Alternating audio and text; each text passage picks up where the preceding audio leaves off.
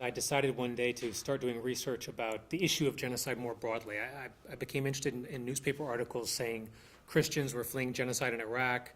And I knew from my studies in law school that the Bosnian genocide had represented a case of UN intervention and international law coming into play on a question of genocide. I've tried in some of my work to complete what Raphael Lemkin was trying to do. Raphael Lemkin was influenced by the example of the Armenian genocide in a couple of different ways. One is the notion of continuity, the same thing echoing or repeating throughout history as a pattern. And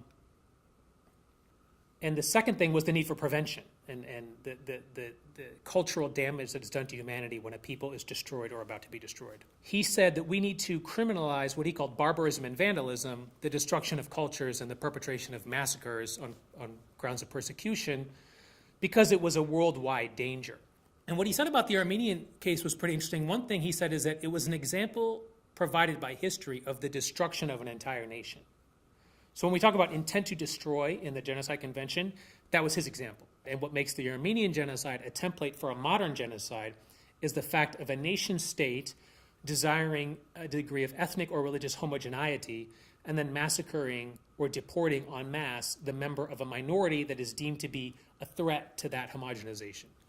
There are legal implications today for how Turkish courts and Turkish, what we could call lawyers or the Attorney General of Turkey, how they characterized the Armenian massacres of 1914 to 1918. Number one, the Turkish government stated in the Treaty of Sèvres that the terroristic regime of the Young Turks had perpetrated widespread massacres against the Christian population, and that there had to be restitution.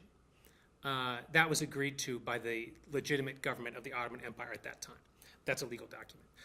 Then both before and after that, there were trials that had been instituted where the Ottoman prosecutors stated that they had evidence from documents and testimony that there had been a plan hatched by Interior Minister Talat Pasha, carried out by the governors and by gendarmerie and local tribesmen to deport and then on the deportation roads massacre the Armenian and other Christian population.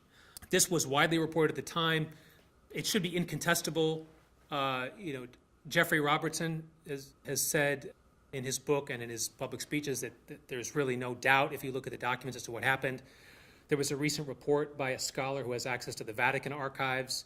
They received reports from the Vatican's priests and prelates and so forth. So the claim that is sometimes made that there were no trials, there was no Nuremberg for the Ottoman Empire, it's false. There were trials, there were executions, there were death sentences, there was testimony, there was documentary evidence. And in neither case, the Holocaust nor the Armenian genocide, was the Genocide Convention in effect. It didn't enter into force until 1951. And both cases were cited by the drafters as why we needed it.